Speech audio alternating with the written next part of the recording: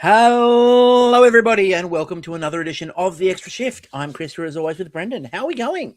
Pretty good, pretty good. Look, it's the trade deadline's over. I was I was expecting to wake up to dozens of trades overnight, and shockingly, like I woke up like early, but like Yeah, nothing had happened by the time I woke up, and later on, some stuff had happened. We'll get to it. I was significantly underwhelmed. To give you an idea, Yeah. 20 trades today, 33 players, 18 draft picks. That's not a high number. No, it's It's not. just It, not. it it feels like a lot. I mean, look, I think that but we'll get into it. But like, I feel like the last few years we've been seeing it more and more. Like the big trades happen leading up to the deadline, in the months leading up to the deadline, and the Mm. deadline is usually just kind of like some rentals and like nothing. Usually, like the big name kind of guys. We saw Quinn Hughes and Panarin and all that kind of stuff go in the last few weeks, and now at the deadline it's like who's left. But yeah, Yeah, look, it's episode 229. We did, true to our word, come back relatively quickly. I think it's been about a week since we last we recorded. did say we'd make it back for the deadline, Yeah, yeah. but we So we did. did it. We're here. We're here. We're going to talk about the 41 trades that happened. Probably not All all of of them. them, everyone. We are Every breaking single one. the minutia. Like, if you Yeah. want to know all about the Liljegren trade, Chris, what we do you are think of here. Graham Clark and some Wyatt Bongiovanni? Look, I think I'm assuming that Wyatt Bongiovanni is probably related to John Bon Jovi because, of course, that's the name. So I will it say might though, actually like be. my winner for best name traded today, Massimo Rizzo. That's a great one. Yeah, the Italian Gretzky, Great I one. believe people Was call him. was traded for Frenchie and the rest of the Pink Ladies. Yeah, that's right. Very important. Anyway, again, it is 229. Now this year, like as I said, we're sort of varying up. We look at the jersey numbers. Looking at 29 for this year. Now, interestingly, we were talking about this before we started. There's three really of note. I'm sorry to all you Marcus Pedersen stands out there, but there's three of note, and we're talking, of course, of Draisaitl, McKinnon, and Ottinger. But we were asking the question, if you combine just McKinnon and Draisaitl's points, Yeah. you get 190 points this season. Is there a number in the league in total that has more? Yeah, is there a jersey number that, like, together, like, has a bunch of 40-point guys that makes up for that difference? I don't know. We were looking briefly at, like, what the most popular number is, and apparently, like, at least historically, like, 21's pretty popular, and you've got, like, Braden Point and some guys in there and stuff who, will, kind of make up a fair amount, but, like, I don't know. I'm curious if anyone can find a number that can beat 29 for like most points because, like, if you want to extend it out a bit, we could add Vince Dunn and Jonathan Drouin, who add roughly another 50 odd 50 60 points. So like, that adds in, and then we can add those players back into it, and then there's also like a couple of players. Pontus Holmberg adds in a sprightly 18. So and again, look, those it all Pedersen counts. stands is 12. His 12 are vital. Might just tip it over the line, or it's that Victor Soderstrom 1. That might be the big one. That's the one that gets it done. It might be the one that does it.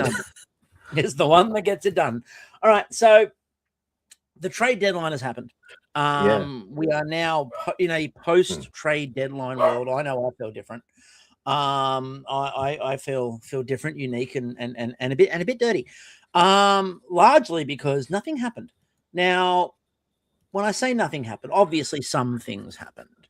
Some trades happened, but and some things, I mean, look, some things noticeably didn't happen, and we're going to talk about it. But the one thing in particular noticeably didn't happen. I'm going to start by just vaguely winners and loser in this before we then get into the specifics. And I'm only going to pick a couple for now, and then we'll go through some more as we go. Yeah. Losers for me. I'm going to start with the losers and Leaf fans and the quotes from the comments from some of the Leaf fans and the questions from some of the Leaf fans that we've got through the Australian NHL Facebook fans page. One person simply asked, could we fire Brad for living into the sun? So we will come to that. I think they're a bit of a loser. I'm also going to add Edmonton as a loser, and we'll talk about that in a bit more detail. And my last one I'm going to put down is the goalie market ever being real. Yeah. It's not real. It doesn't exist, folks. We all talk about it every year. We get into our heads every year. There's going to be big goalies traded. There were 2 who could have been traded this year. Neither of them went. Yeah, Neither. there's just never a huge market. It's just so tough. I think we've talked about it last week. Like there's so few goalie spots in the league. There's so many guys that you have to like move around and find a spot for or whatever. It's a difficult thing to make a goalie trade, especially mid-season. It's much more likely, I think, at the draft to like get any value on a goalie. Like the last time I can think of someone getting good value on a goalie was it's pretty much always at the draft. I think for me, the biggest issue with a goalie trade is the general managers can't convince ownership that putting cap money on a goalie is a smart move. Yeah, right? They can convince you go out and go, I can get you a 100-point getter. You can convince your ownership of that one. You can convince your ownership for 50 points, 70 points, whatever. That's easy. Convincing your ownership that laying down a significant chunk of your cap on a goalie feels really hard to do, even though every year when we get to the playoffs and the Stanley Cup, we talk about which goalie is stealing it. And we do that every year. But, and again, I say this as I wasn't an ice hockey goalie, but as I was a soccer goalie. And it's the same thing, it's like, oh, yeah, all the players on the field and the goalie. But that's very specialized. And I always feel really bad for like the goalie market. It just doesn't exist. It's not a thing. And my winners just quickly are Colorado, Buffalo, St. Louis are on both. We'll get there. Yeah. I've got them. I think that's fair. Do you have anyone you want to sort of add into there, either or?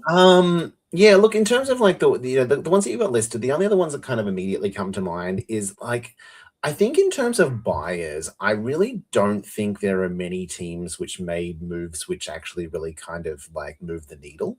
In terms of like the teams that actually added like a significant player, there's very few. Like with the assets that was given up, like I think for what was given up, like the Islanders adding Braden Chen, which is like the most Islanders player of all time. I was thinking he wasn't there already.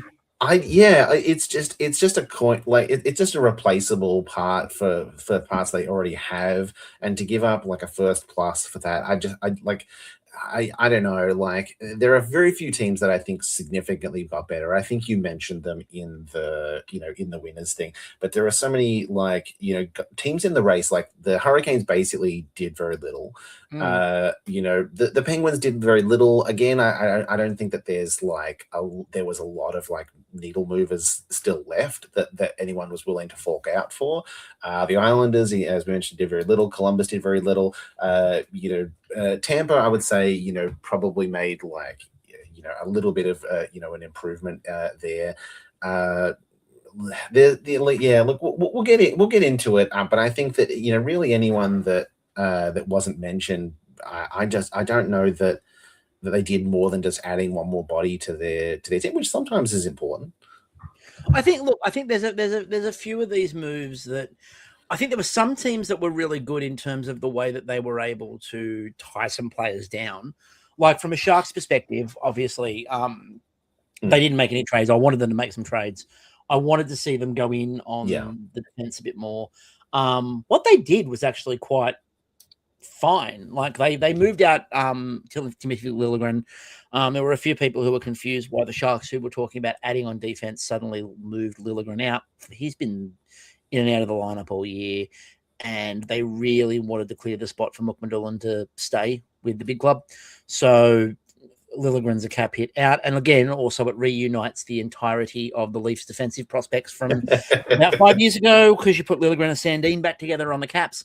So I'm fine with that. For the Sharks, though, like what they did was, just to sort of wrap up my Sharks bit early, because there's nothing else to talk about. Kiefer Sherwood, obviously they re-signed that contract. They got the contract signed the other day, 5.75 for 5 years. I'm fine with that. It's front loaded. They can clear out the last year of it if they need to. Look, not too bad. He's scored in 2 games straight now, so good for him. And the other one that was very quiet today was Nedeljkovic. 2 years at $3 million. Yeah, yeah. I'm very comfortable with that. He's got a modified no trade for next year. It's a three team trade list, so that's a little bit, but the second year is completely free. So I'm not particularly. I don't think they're going to need to move on from Nedeljkovic next year anyway.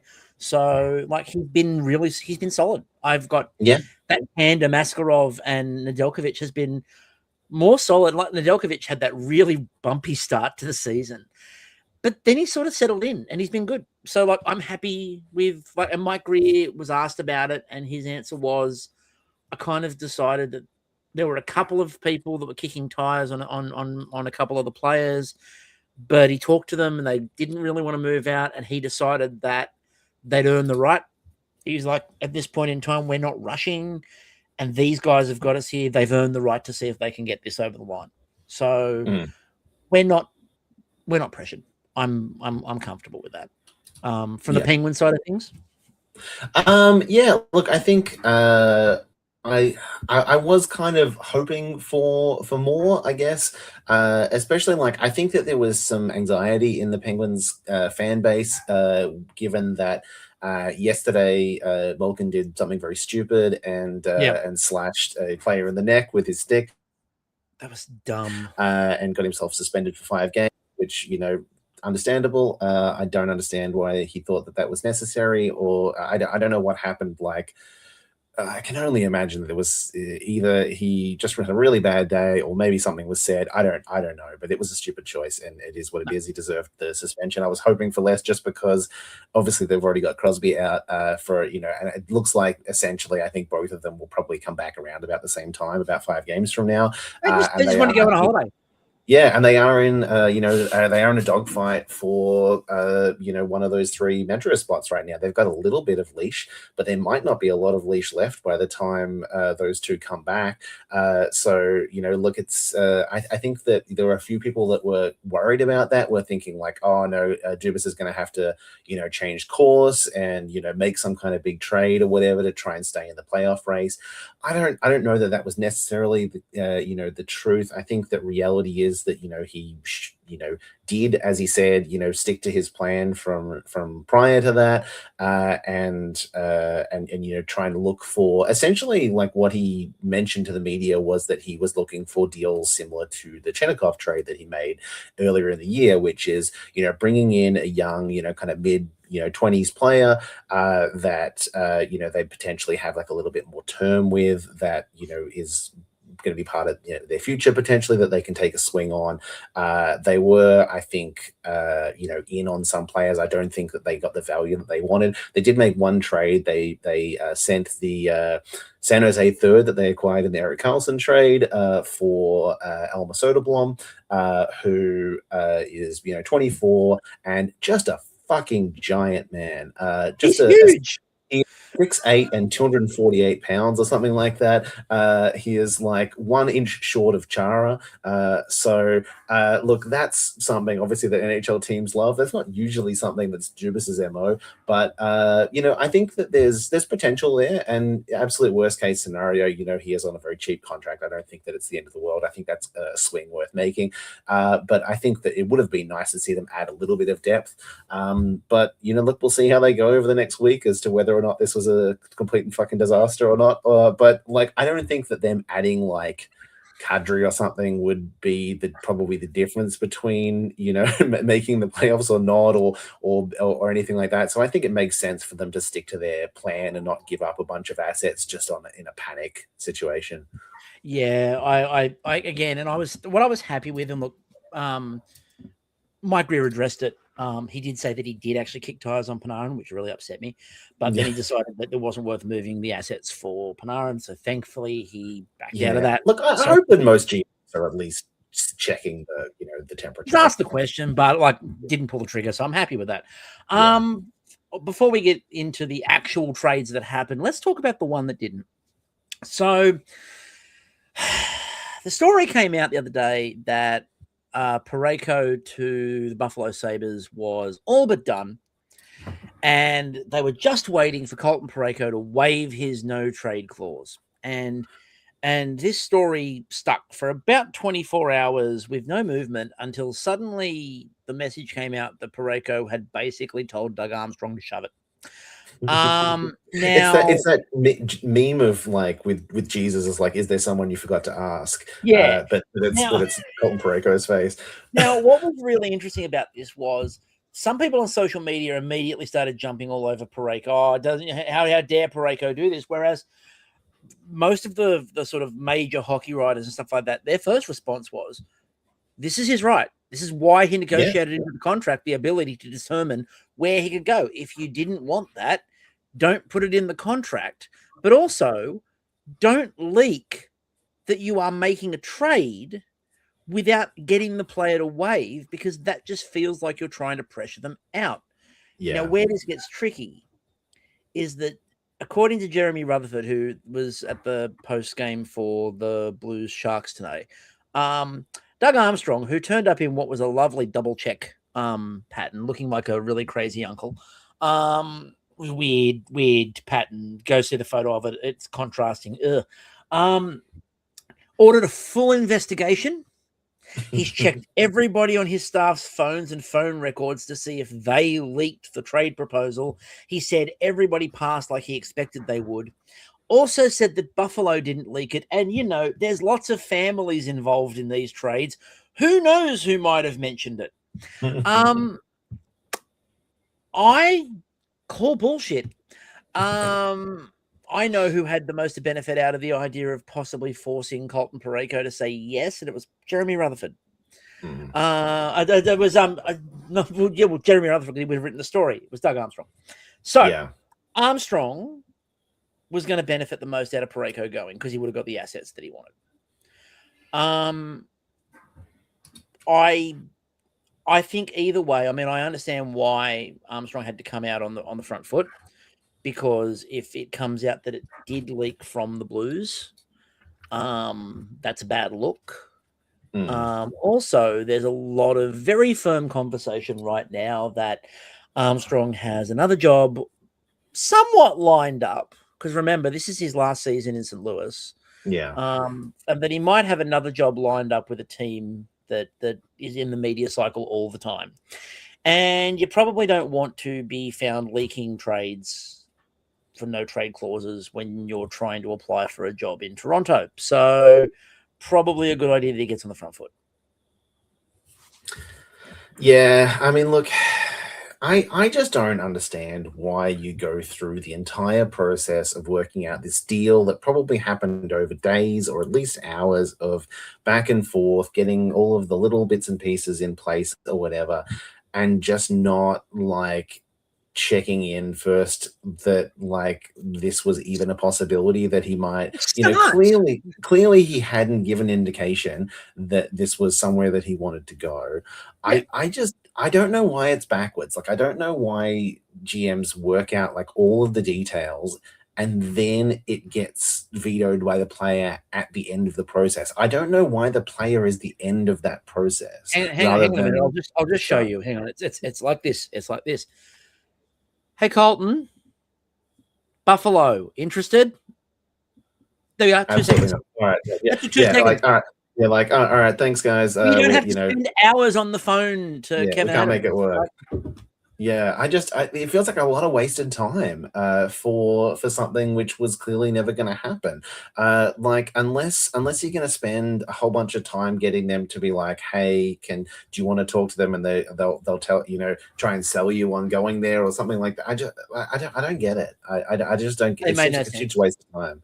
It made absolutely no sense. All right, let's get into some of the trades that did happen. I said we're not going to go through every single trade that happened in the league because there's not as many of them as we expected, but there's a lot of really pointless ones. Again, look, in all honesty, Timothy Liljegren for like nothing is sure. All right, let's get into it. So let's start with the one that happened after. So this is what came out after the deadline officially closed. Yeah, which is always the way. Like, there's always a few in the backlog. It was really interesting. Yeah. Puck guy from Puck guy from one of the Better Sharks podcasts was talking about, it's too quiet, something's going to drop, and I'm like, No, I just think it's quiet, and like this dropped, but I don't think this was the big thing. It was the biggest thing that dropped, but it wasn't the big thing. I don't think it's a shock to anyone that Kadri ends up back in Colorado. No, that makes a Colorado, lot of sense. Colorado never wanted to get rid of him in the first place. Yeah. He went to Calgary because they were going to pay him the money. So they get 1.4 retained, and a 4th round pick, which is just balancing up picks. Calgary gets Victor Olofsson, which like it's just an expiring contract, doesn't really matter. Yeah. And they get the 2 picks, the round 1 in 2028 and the round 2 in 2027. I believe from memory in the next 3 drafts, I believe that the Avalanche have 1 pick inside the top 3. Yeah, that sounds about right. So the condition on the first is that if their 2027 first, which is top 10 protected from the Nick Waugh trade, goes to Toronto, then Calgary acquires a 2028 first round pick, which is top 10 protected and slides to 2029. If the top 10 protected is needed on the Nick Waugh, we're going to get to the Nick Waugh one coming up. But if the top 10 so basically it's one of those. It's one of those. There's a problem. Yeah, that's true. Yeah, like clearly something's very much gone wrong. And then the second is the better of Colorado and Minnesota's 2027. Oh, so the answer, by the way, on my point was they have a 2nd in 2027 and a 3rd in 2028. Yeah. Although one of those 2027 seconds is going to, either theirs or Minnesota's is going in this deal as well. So no, well, they got one left. They got one left. Yeah, one left. One of the two is going. Yeah.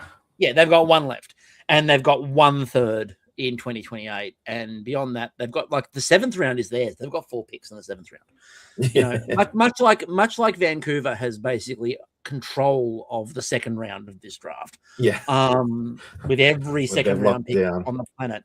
Yeah, look, I actually wonder how well you would do if you did just have like the entirety of the 7th round, or like make up like a new, give someone like 20 picks in the 8th round, and just see if you I want to see a GM just take big swings on the players that are left. I like the idea of it, like a general manager just going, you know what, we've got the ability to have like 11 picks in the 7th round. Yeah. And we're just going to like back-to-back them. And we're just going to run. Just take huge swings on we've got the ability to do 5'6" guy with talent. And honestly, if any club could do that, it would be the Avalanche. I also like the idea that if you look at like Colorado and they've got like 2 4ths and 2 5ths this year. And, if Kyle Dubas saw that, he'd go, I could move. Yeah. Like I can go back. They've got nothing in the 6th. I could slide. Yeah. So Kyle Dubas, that man loves sliding. Loves it. Look, I think this is a good deal for both. Like I think Calgary need the assets. Colorado are just trying to make sure they are an absolute monster. And like I think this is a good starting point for it. Obviously, that it gives a bit more support to that top line in terms of like takes a bit of pressure off. And Kadri as well is quite good in both directions too. He's quite good in terms of defensively as well as going into the offense. So I think it makes a lot of sense for them. Yeah, I mean, it's interesting. Like, I feel like Colorado were probably the best team coming into the trade deadline, and only got better. I think of all of the trades that happened today, that's probably the one that actually moves the needle on a team in a significant way. And it makes it really, it gives them the ability to possibly push them over the top away from their, hang on, checks notes, 91 points. Yeah. Yeah, look, 93 they're on. I think they won today. So, but yeah, and they are currently 7 points clear of the next, closest. They're clear. They're absolutely clear. Speaking of them, though, let's get on to, obviously looking at the next move, and this is the Nick Waugh move. Now, this is the only one that Toronto vaguely got right. And they didn't the only one they got good value for. Yeah, and like Nick Waugh. So Nick Waugh, first 2027 and the 5th 2026. There's the conditions which we've talked about in terms of the top 10 protected. And they get a couple of years now. Again, the idea is, I think for Colorado, they just want as much depth down the middle as humanly possible. And if you've got the picks and they don't really feel like they need to spend the picks, Toronto needs some picks. I mean, the funny part is, I think that even with this return, which is a decent return, a good return for Nick Wah, they would much rather those years were flipped, because Toronto Yeah. kind of needs the help like now. I mean, look, But the reality is anyone they draft this year is a couple of years away from making any kind of impact anyway. So what's the difference between 3 years and 4 years? I mean, they don't have anyone in the system at all. So like that's part of the problem, I think, for Toronto. It is what it is. I But mean, I think that's part of like, you know, the reason why they also didn't make more significant trades either. There wasn't really anyone under 30 who had any significant value as a trade piece. I think part of the problem, and you know, this is something that we'll get into. Well, actually, we'll get into it now, because like we're sort of through the Colorado stuff and the Nick Wah ones there. Let's Yeah. get into more Toronto trades, and we'll talk about it while Yeah. we're doing it. So Yeah. Toronto had basically said, and there was a press conference today from True Living after the deadline, which was really fascinating, because it basically amounted to, we're not going to go through everything right now. It's not the time, but there's been a lot of problems with roster construction, and that's on me. And we didn't get a lot of good picks back for assets, and that's kind of on me. But there were no deals really out there. And they said that they had a strategy before the deadline, and then before the Olympic break deadline. And then when they came back from the deadline, there was that whole public, we're going to wait and see what happens. And then they waited for 3 games and then decided to tell everyone they were selling.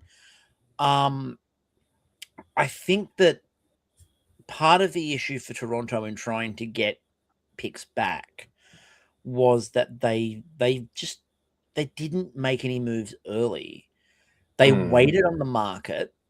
The market prices went through the roof. They thought that they were going to be able to get those through the roof prices. And then everyone decided that the market was overinflated and they didn't need to do it. So Yeah. they screwed themselves. They absolutely screwed themselves. How the hell, when defensemen were going for an absolute premium 3 days ago, how do you still have Oliver Ekman-Larsson? Yeah, I know. I'm a little confused That's a about first and a what. second. Yeah, I'm curious what the process was, because it feels like, you know, if Nick Wah got them a first, probably Bobby McMahon should have as well. I think that the reality is that, as much as what it says on screen, he is more of a winger, and that does kind of knock down the price. But it also is a conditional second, which is the latter of Columbus and Winnipeg's picks. Yep. So it's going to be probably a mid-second round pick. It's like we're probably it'll be thinking the about Columbus one. 45 kind of pick. So I like, yeah, it's interesting. I kind of expected that they would get more from that. I thought they probably should have gotten some value from OEL. You know, the other guys like Scott Lawton, all that kind of stuff, like, yeah, fine. You weren't ever going to get much out of that. But yeah, Something. I don't know. Yeah, it's something. Yeah, I'm sure that they expected to, you know, to get much more of a haul. We heard kind of coming into the deadline that they were asking for, you know, a first and a prospect for all these guys, which was obviously never going to happen. You start high and you go lower, but yeah, I don't know. I kind of thought that maybe they would end up with another late first or something out of someone like McMahon. Like they've got players in their system that they could quite easily have moved. They've got 3 goalies. Yeah. Well, and to be honest, I mean, like there is guys who were moved for a first on this deadline that I think are worse than McMahon for sure. Easy. Like, But yeah, they've got 3 goalies. Remember, they've got Wall yeah. and Stollarts, but then also they've got Hildeby. Like they've got 3 goalies. They could have moved one of those for something. Not saying big picks, but like it's more about the fact that they're and we'll talk about this when we talk about teams like the Rangers, for example. The Rangers decided to stand pat and decided they had a price and they weren't going to budge on their price. And good for them on conviction, but bad for them in terms of actually trying to rebuild anything. Yeah, they just didn't actually get anything that they needed. Like Vincent Trocheck, nothing. And they're like, oh, we can wait till the off season and see what happens. Well, you might get something. You may not get much. So the Bobby McMahon one is that said that second and a fourth. How, again, Bobby McMahon I think Dangle put it best when he was talking about possible trades and things like that, where he said that the Kiefer Sherwood deal should have been a blueprint for a bunch of these middling players. 2 seconds, Yeah. right? Yeah. 2 seconds. The Kiefer Sherwood deal for the Sharks was 2 seconds. And it's like Bobby McMahon, you should be able to get 2 seconds. Scott Lawton easily should be able to get 2 seconds. You should be able to get 2 seconds. They a second and a fourth, and it's going to be a middling second for Bobby McMahon. So the condition on the Scott Lawton trade is that if Los Angeles secures a spot in the playoffs, the pick becomes Buffalo's 2026 second, which that's a significant pick if that happens. I don't know whether or not that's likely to happen. That's probably not going to happen. But yeah, that's an absolute at the moment. That's an absolute crapshoot when it comes to the Kings. Because again, and the Sharks dropped points today, but they did get one. But the Sharks have still got a couple of games and still the ability to push. Seattle obviously is there too. So like, there's a couple of teams around that deadline, that wild card spot, and the Kings are not nearly consistent enough. The Kings' response the other day was to sack the coach. They sacked the coach, and then they they've moved on from everybody almost in that organization, except amazingly enough for Ken Holland. But anyway, but this is poor. This is poor asset management. Scott Lawton, he's not a massive needle mover in terms of a player, but a center with that level of that sort of resume. A third, possibly going into a second, given this market, that should have been more. That screams that Treliving panicked. Absolute panic of, I've just got to get something for him. And that's not much. I can see why. The main questions we got said, can we fire Brad Treliving into the sun? Mikey Zamboni asked, do you think Lawton will re-sign with the Leafs? I think if he doesn't, it was a mistake by Leafs management. I feel like one of McMahon or Lawton will re-sign, but I could not tell you which one. I think Lawton is probably more likely. It's an interesting one. I feel like as much as we always kind of say, someone can come back and re-sign, it very rarely happens. Yeah. Very rarely does that end up being the situation where they're like, oh, I'll just go and play on this playoff team for a few months and come back and re-sign. Usually, unless that there's some kind of franchise legend or whatever, even then, it's often like that's the end of the line for them. I'm not sure why they would, unless they really, really love it there. I'm just not sure that they would, given the nature of free agency, couldn't find a better deal somewhere, that they were just like, maybe I'll just go somewhere else. Lawton genuinely seems to love it there. Look, I wouldn't be surprised if Lawton did at least talk to them. Obviously, it depends on what that front office looks like. I don't think there's a hope in hell that Treliving or Berube are there. I think the largest, and this is something that a couple of different people have broken down. Again, Dangle that obviously is, but a couple of other Leafs Lunch and a few others have broken down with Toronto, is that it's not a mistake that Austin Matthews' numbers in Toronto have dipped when Craig Berube has taken over as the coach. And we talked about it when they put Treliving and Berube both in. We were both very firmly of the opinion that Craig Berube was going to fail miserably in Toronto because he cannot have those players. Yeah.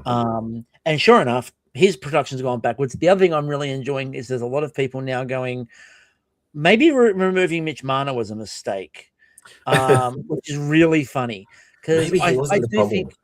I don't think Marner was the problem. I think you probably needed to break that group up. I think the bigger problem for Toronto was not getting anything really for Marner. I know they got a singular asset that they've now moved, but the other point that they made just quickly on Lawton before we move on is that Toronto moved quite a significant amount to get Lawton and then gave him up for a third into a conditional second. Yeah. That's really bad asset management. All right, let's go into speaking of weird decisions. So Yeah. Jojo from the group, obviously massive Blackhawks fan, talked about sad days for Blackhawks, but super happy for Murph, Dickey, and Felino. So Connor Murphy and Jason Dickinson both go from Chicago. In this trade that happened is the Jason Dickinson trade, which is Dickinson and Colton Duck for Mangiapane and the 2027 Edmonton first. So the condition on that is that if their 2027 first round pick is in the top 12, Edmonton can Connor choose to McDavid give has them a broken his leg 2028. in 4 places. Yeah, obviously, but like, I'm just so underwhelmed by Edmonton's deadline. Oh, Like, terrible. how many years have we been talking about, like, they really need to do something to prove that, this is a team that just made it to the cup final, 2 years in a row. They're floundering,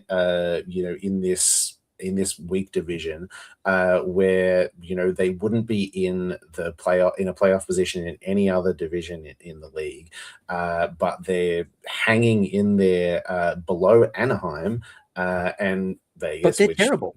yeah, They're genuinely they're genuinely not good. no, they haven't been having a great, and their answer is Jason Dickinson, Colton Duck, and Connor Murphy. That's it. Like that's what's going to push them over the line. I just don't get it. It was like when they loudly announced today that they were done, and I'm like, Yeah, done with what? yeah. Done with what? I don't understand why. Like, I wouldn't give up a first for any of those three players. Like that I feels. don't get it. It feels more like roster dumping Mangiapane, Yeah. which I would get to some extent, but like, what you're clearing the cap for next year? Well, one portion of it is the cap retention. So Chicago retains 50% of Jason Dickinson. Him at 2 million, like, all right, fair enough. Like, I get it. I get that's why it's more than, probably was a second without the cap retention.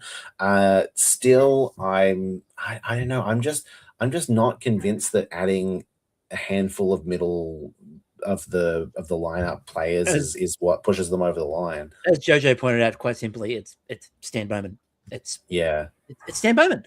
It's just Stan Bowman. And look, look, there is something to be said that, like, the last couple of years when they've had some success is when they've had like some depth. Like, they've been able to, bring in a few guys cheap, or make a trade at the deadline or whatever that actually gave them like depth for the first time, basically in the entire time that Connor McDavid has been there.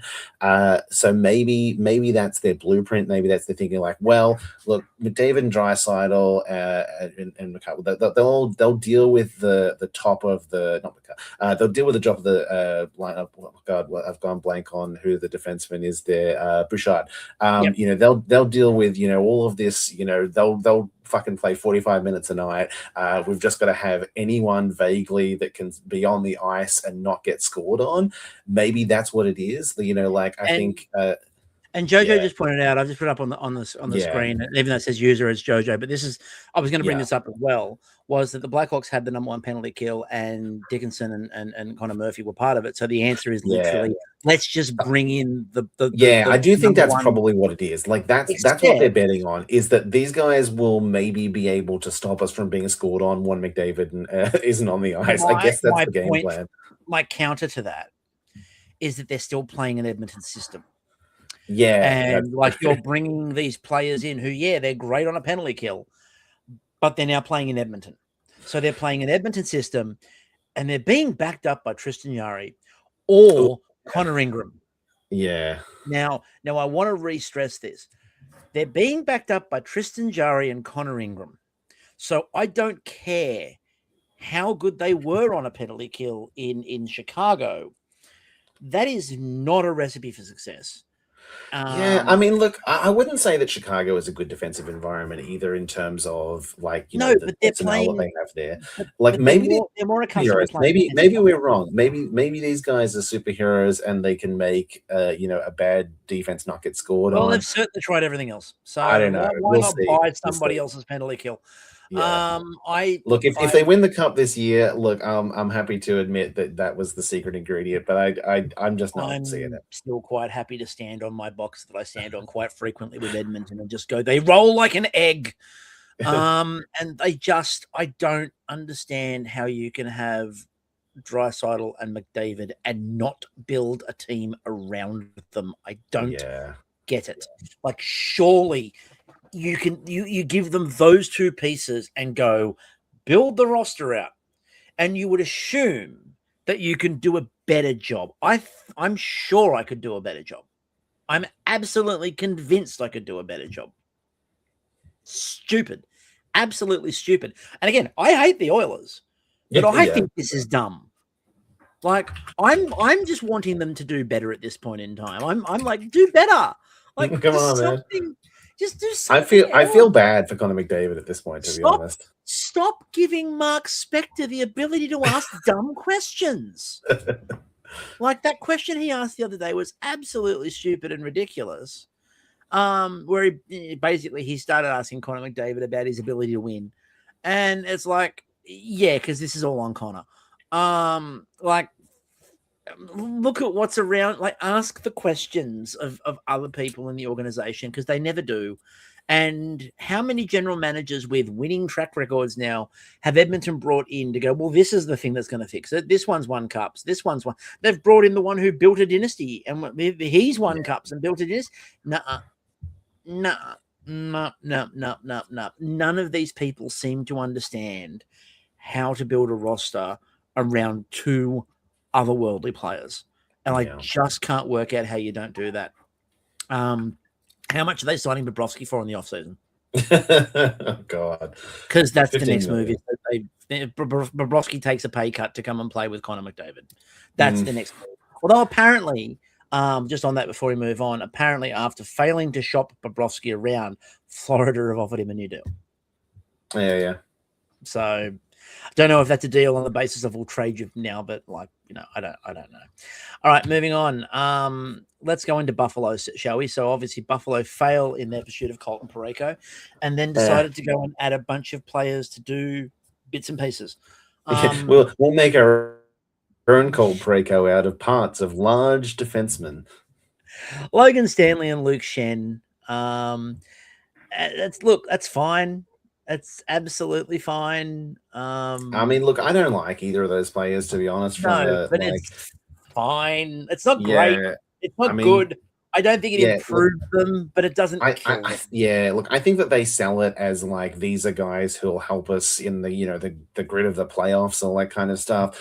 I don't know. Like, as someone who had briefly Luke Shen on their team for a brief period of time and has been relatively unimpressed with Logan. Like, Logan Stanley can score some goals, which is cool every now and then. I don't know that they move the needle that much in Buffalo, but sure. Buffalo haven't seen the playoffs in a while. They don't know what it looks like. Yeah, they don't know this isn't great. I don't think this improves them in a significant way, but it's some Winnipeg depth, I guess. Add a couple of picks. It's fine. Like Winnipeg. Look, how is Kevin Cheveldayoff still employed? I know. Like, it's is it literally like the players that they can't get a general manager who wants to go to Winnipeg? Yeah, probably. Like, They just can't get him out of the office. He's been in there the whole time, and literally, for people who don't know, since the Winnipeg Jets came back, they've had one general manager, and his name is Kevin Cheveldayoff. Yeah, I think he's squatting in the office at this point, and they just can't get him out. He's not even being paid. He's just like, I'm doing it for free. Please. It's cold outside, and they're all wolves. Nowhere else to go. It's so cold outside. They're all wolves. Also, Buffalo then go off and get Sam Carrick from the Rangers, because the Rangers needed to move somebody off the roster, and Sam Carrick was what they went with. Look, again, speaking of teams that needed to trade assets for rebuilding, the New York Rangers decided that they had a very high price on Vincent Trocheck. They decided they had a very high price on basically everybody on the roster who could be moved, and nobody jumped up to meet the Rangers' prices. So the Rangers went, we're going to keep everybody. Now, on one hand, good for you for showing some backbone and going, nope, we have our prices and we have our dignity. On the other hand, you haven't done that once ever. You've not shown any nous in being a general manager at any point in time, Chris Drury. So why did you decide now that you're going to play the role of general manager? Like to at be this to be point in fair to time. them, like if we're talking about like Vincent Trocek, Adam Fox, those kind of like players or whatever, they are players with term. It's not the last time they'll be able to Oh, trade Fox, they them. were never It going is, to move. Oh, look, I yeah, wanted Fox for the Sharks. Never going to happen. yeah. No, look, I think it was unlikely, but like I think that those are probably deals that are more likely to happen in a draft or in the off season or something like that.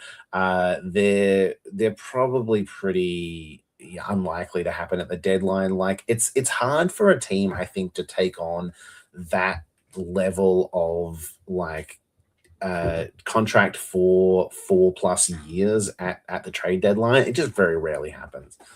I think the biggest problem, and we've talked about this before, obviously, because I've ranted and raved about the Rangers many times, but the biggest problem for the Rangers is they've given out so many no moves, many no moves. Like Yeah. all of the assets you'd probably move have a no move, and the ones that don't have a no trade.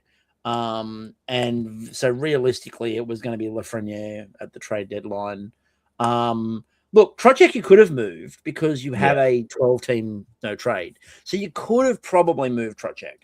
But like at this point in time, I think they decided they just, they'd rather have the player than not. They've still got 3 more years of Vincent Trocek. I don't know what that looks like at the deadline, at the draft. I don't know if there's more of a conversation at the draft. It's weird. I would have probably tried to move off Trocek, and I wouldn't have dropped the price amazingly, but I would have probably lowered it away from like the astronomical numbers. And I know that they're going, but Nick Waugh got a first and this and this and this. So, well, Trocek's worth like plenty more, and he is worth more than Nick Waugh by a mile. No one's arguing that, but you've got to find that midpoint as a general manager, and I think again, the Rangers left their work far too late. Like they got in early with Panarin. They did really good early work in Panarin, although, again, that deal now looks worse by the day. And we talked about it at the time, not looking great. But with all, like, again, Nick Waugh got a first. Yeah. Imagine what happens when I think I said it last podcast. You could have held fire with Panarin and gone, well, we'll take this to the deadline. Yeah. I'm gonna be curious. I mean, like, obviously he had some choice about where he was going to go, so maybe that wasn't a reality. But yeah, but again, the follow up to that is, okay, if you were prepared to stand pat on the rest of these players, stand pat on Panarin and go, no, we've got a price. Like he didn't have any moral fiber to hold out for a price with Panarin. Yeah, but he had the ability to hold out on a price on everybody else on his roster. Yeah. That is weird as a general manager. Let's look at this now. The next this one kind of came out of nowhere a little bit. Now you are getting so close to your infinity gauntlet. It's not funny. So Brendan has an infinity gauntlet that he'd love to see completed. Yeah, so obviously Anaheim already have Lucas Carlson with 2 S's. Now they have John Carlson on their on their back end, and now if they can just find a way to acquire William Carlson and Eric Carlson, they could play playing 4. William Carlson's achievable. Yeah, Eric's probably a bit hard, but look, I think especially given that he's playing pretty well this year, and the Penguins are in a playoff spot currently, but like, I think there must be another Carlson still in the league somewhere where you could get 5 on the ice at the same time. I think that would be fantastic. Here it comes. That would be fantastic. From a Ducks perspective, I like this a lot for the Ducks. No, I actually think that this makes a lot of sense for both teams. I just think it's probably like we're so used to seeing Washington kind of stick to their veteran guys, even though obviously they're out of the playoff picture this year. This is kind of to some extent them doing a solid for Carlson, who's still having a very good year by 36-year-old defenseman standards. On Washington, getting a chance at potentially having a playoff run on a younger team. I think, but I think that everyone was kind of expecting that he might finish his career in Washington and retire a Capital as one of those kind of core guys on that team for a really long time with Ovi and Backstrom and all that kind of stuff. It's kind of on the same level of if Ovi went somewhere on which I think would have been fun. Like I would have liked to see him go somewhere on a short-term rental rather than stick with it. But we hold kind of teams to a weird standard of guys who've been there for like 15, 20 years of you can't trade them for a rental to go and try and win a cup somewhere or whatever. They have to retire on that team. Yeah, so it was really interesting because like Sean Gentile from The Athletic wrote an article about getting the reaction of Ovechkin, and does this impact Ovechkin's future trading one of his close friends? And the conclusion that he came to is, which I thought was, in other words, he had some words to fill. I think that while Ovechkin was like, "Oh, it's sad, and we've played together, and blah blah blah blah blah," I think that this was the right move for 100% the right move for the Caps. They don't usually have good asset management. They got a first and a sixth back for John Carlson. John Carlson gets to go to a team that's going to make the playoffs, and the Ducks get an experienced defenseman on the back end to sort of shore up that defense a little bit. And, again, I don't necessarily like the fact that he's coaching in the league, but, you give a very good coach one of the better veteran defensemen in the league going to sort of shore up a young team. I think this is a great move for Anaheim. I think this is a fantastic move for the Caps. I think everybody benefits from it. I don't like the fact that Anaheim benefits from it, obviously, but they do. And look, at this point in time, Anaheim largely not the Sharks' business. We're dealing with those middle of the road teams like Edmonton. I love being able to say that. It's fun. Macklin celebrating. Anyway, look, John Carlson going to the Ducks is a good move, and again, Washington's picks fantastic. Moving on from the Carlson trade. I've been trying to move on from that for years. Other Carlson trade. Braden Shen. So it's Shenapalooza at the deadline. Shen for Drouin. Now 4 years ago, big move, massive. Yeah. Drouin for Shen. Wow. This one, it's Braden Shen, who my biggest shock for Braden Shen being acquired by the Islanders was I thought he was on them.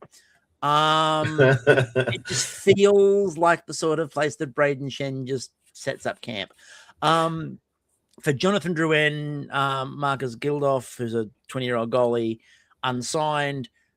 The Colorado 2026 first, so that's likely to be 31 or 32. And the Devils' third-round pick in 2026. Sure. Yeah, it's a very Islanders move. They just continue to has there been anyone better than just okay on the Islanders since basically since Tavares left? It's a weird place. The island feels at the moment like the place that old players go and they try to. It feels like Cocoon, right? Yeah. It feels like the movie Cocoon. Like they're never gonna die. They're just it's this fountain of everlasting life thing, and they go to the island and they're just there. And they win some games that you don't expect them to win. They lose some games you don't expect them to lose. They're always just sniffing around that playoff picture, but they're never quite enough to be a threat. If they do make it in, they're going to go crashing out in the first round, probably 4-1 with a gutsy win in the third game or the fourth game, just to sort of make it look respectable. But that's the Islanders. That's what. Yeah, they're kind of that team that is just never gets blown out, but they exist. They're always in it. I don't know. I'm not sure what to make of this. I think that given the caliber of the players who were traded today, even the caliber of the ones that were traded for a first round pick, it's not bad. Like Braden Shen is a good kind of second line center, which is something that the Islanders don't really have at the moment. I think it makes sense for them. It probably improves them slightly. It's just not flashy, but that's who the Islanders are. Makes sense, I guess. Jonathan Drouin, like just bouncing around the league now. Yeah, I think he's a long way from relevant at this point in time. Forget that he was, again, it's you can forget that he was in Colorado. You just it's just, sure, cool, why not? Like again, there are players in the league who go from being names to existing, and Drouin and Shen are certainly two players. Very much so. They're certainly two players. This one is really interesting because I read the Athletics view on this trade, and I read the Patrick Bacon Evolving Hockey metric view of this trade. And I disagree with the Athletic deeply. The Athletic said this was a fantastic trade for Detroit, and that Justin Falk is the sort of guy that Detroit needs to push on in the playoffs. And every other metric that you see on Justin Falk has Detroit going backwards. They traded Justin Holl, who's perfectly serviceable. First round pick in 2026 from Detroit. The Sharks' third round pick in 2026. And an unsigned 22-year-old Russian left winger. But Falk's the big piece of this pie here. 6.5 million for the next 2 years. I think signed the name Justin Falk, but he's not great.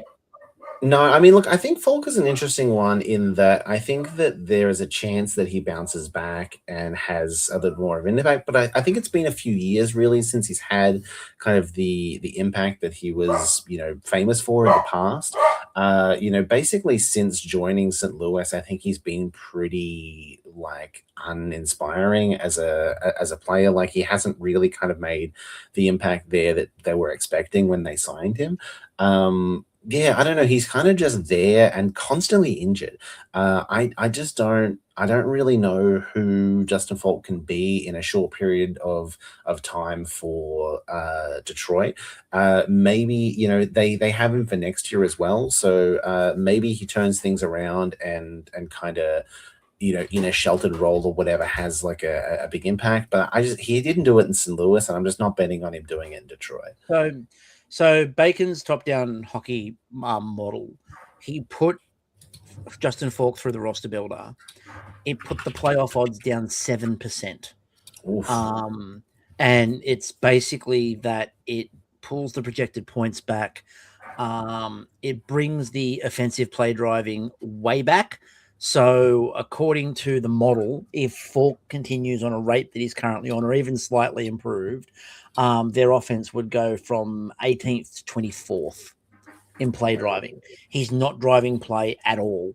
So obviously different system. Big for any player. Obviously different system. You might see the best version of him, but I think it's a massive risk. And I think Steve Yzerman probably felt he needed to take a risk. I don't know if this was it, but this also feels like there wasn't another defenseman around that he could have got. Yeah. Again, I go back then to the question, surely if you were going to sign Justin Falk and his price tag, you'd go and talk to Toronto about Ekman Larson? Yeah. I feel like you could have gotten that cheaper. Yeah, I don't know. It's an odd one. It's an odd one. Again, for me, if you've got Justin Holl and different kind of player, Falk, but you got Holl and you got Justin Falk, I don't know. I wouldn't have done it. I just feel like it's a bit weird. Although speaking of defense, so just before the deadline, Calgary, who had, in my mind, a really good deadline. Calgary did a great job. Yeah, I mean they moved the big guys that they needed to move, basically.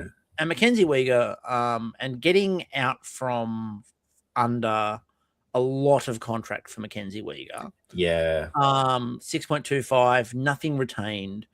And what they did was they took on the Ollie Mata cap hit of 3.5, Jonathan Castagna, who's an unsigned 20-year-old center, and 3 second-round picks in 2026.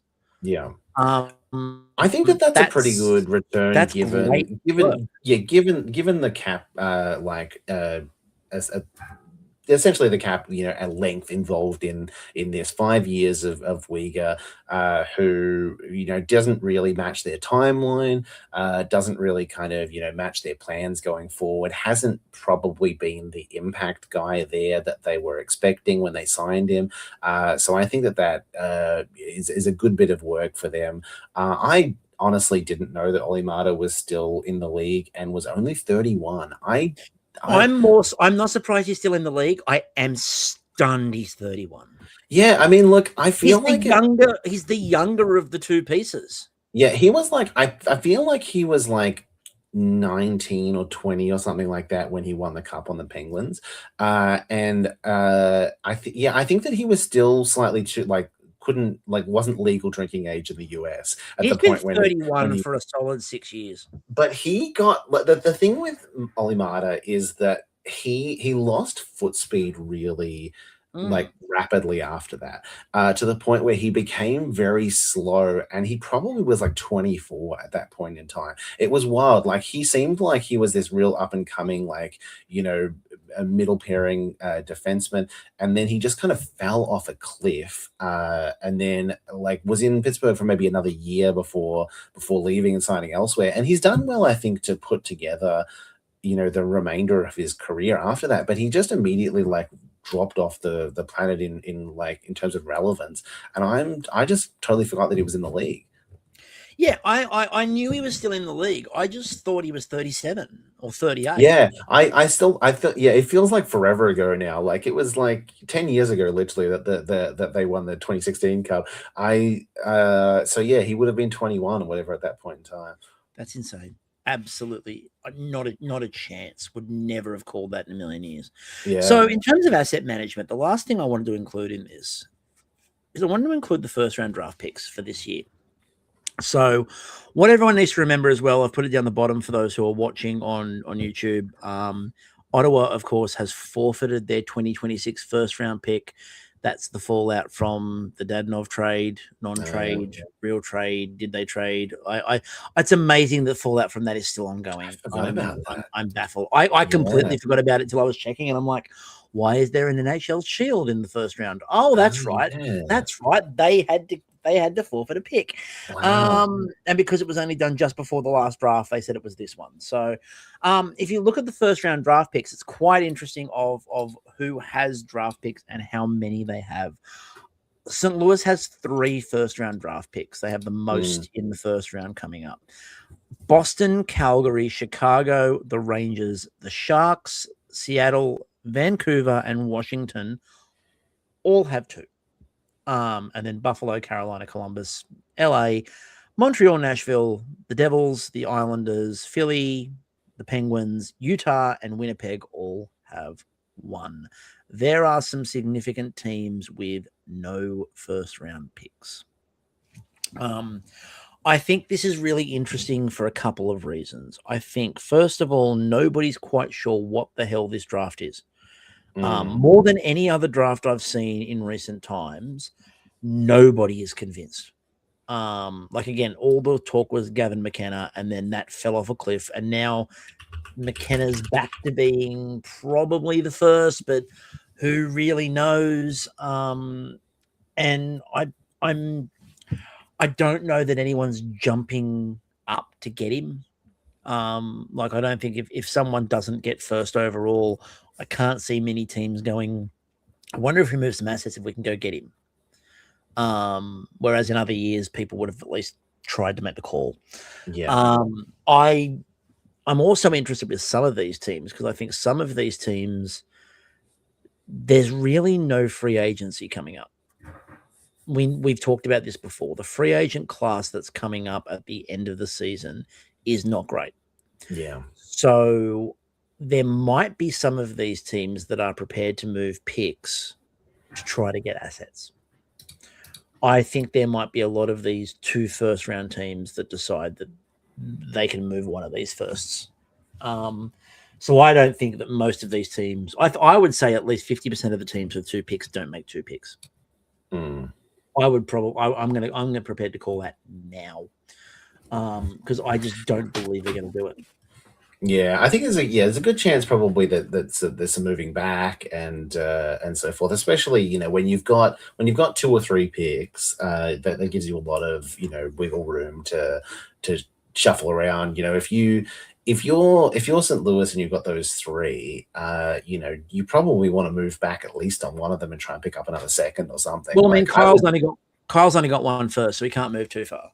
no, but I think he has a bunch of seconds. I know at least next year he has a bunch of seconds. He's got something like 10 picks in the first 2 rounds over the next 3 years. So he's probably going to make about 17 picks through those things. Yeah, I'm just having a look now. There's 2 seconds. There's a bunch 2 of seconds and a third. There's 2 seconds and 2/3 in next year, 3 seconds and 2/3 the year after that. So of those picks, I think he's probably going to make about 87 trade backs. Probably. Again, he might be the guy who goes after the 7th round. Yeah. With great gusto. But I think there's there's going to be some interesting movement, I think, between now and obviously getting to the draft. I think there are teams that I think, for example, there will be a few people, and obviously positioning means everything. So like the Ducks moving out of the first round, I think was a shock to everybody. If you told everyone at the start of the year the Ducks would trade their first, I think everyone would have been absolutely staggered that they traded their first. Also, as everyone's been quite happily pointing out at the moment, with Toronto and Boston and that first round pick trade, which is not protected, that could get quite funny quite fast. Imagine if Boston end up with an unprotected first that does really well in the lottery from Toronto. That would be that would be wild. Absolutely wild. Because they'd cope perfectly with that. That'd be fantastic. Being Boston in particular. God, that is the perfect outcome. Oh, I think it's the greatest. I think it's the outcome we all need. I think we need it. I mean, the other fun one for me is the idea that San Jose can, with one of the 2 picks, end up with a lottery. But look, we don't want to be in the lottery. We want to be in the playoffs. So look, that'll do us for this episode of The Extra Shift. Thank you everyone for watching, listening, catching up on the podcast. It's like whenever you catch up on it, we really do appreciate it. It's obviously an interesting trade deadline, not a classic, but I think it's set a few teams in motion, and it's pointed out that a few teams are stalled. I'm very interested to see, especially the ones who, as we said, are supposed to be cup contenders. It'll be interesting to see if not making moves at the deadline haunts a few of them. Like if Edmonton look back on maybe the goalie move and then not trying to correct the goalie move. That was the one move I will say, if I was Bowman, the one thing I would have tried to do is I would have tried to correct the goalie move. Even if you couldn't move Tristan Jarry, then you try to move Connor Ingram and try to get yourself something. Like anything. You have to do something. But Bowman decided that this is what he's doing. So look, if it works, he's smarter than all of us. Smarter than all of us on the quiet. So yeah, we will be back probably a couple of weeks to give us the next update and to see where we'll be starting to really get into who's going to make it and who's not going to make it. So we will talk to you all. Yeah, we'll talk to you all later. See ya.